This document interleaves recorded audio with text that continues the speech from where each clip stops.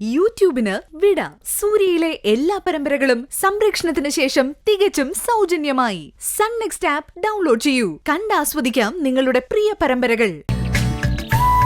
എന്തൊരു സ്ത്രീത്വമുള്ള മുഖമായിരുന്നു മോളുടേത്. മോൾ എന്താ എന്നെ ഇങ്ങനെ നോക്കുന്നത്? ഞാൻ മീനാക്ഷി അമ്മയാ.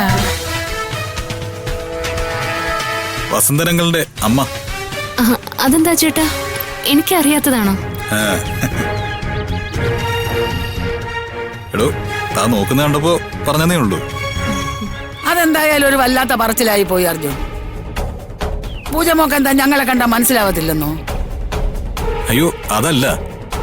ആ അപകടത്തിന് ശേഷം ചില സമയത്ത് പൂജയുടെ ഓർമ്മയ്ക്കൊരു തകരാറുണ്ട്.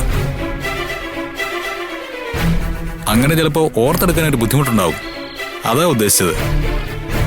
മോള് കയറി വാ, നമുക്ക് അകത്തിരിക്കാം. മോൾ അകത്തേക്ക് ചെല്ലു പൂജ. വാ.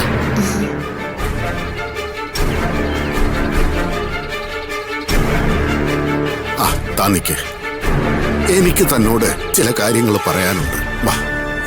എന്താ വെച്ചാ?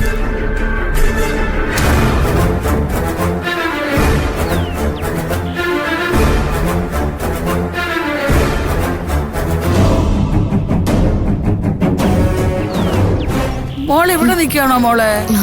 വാ.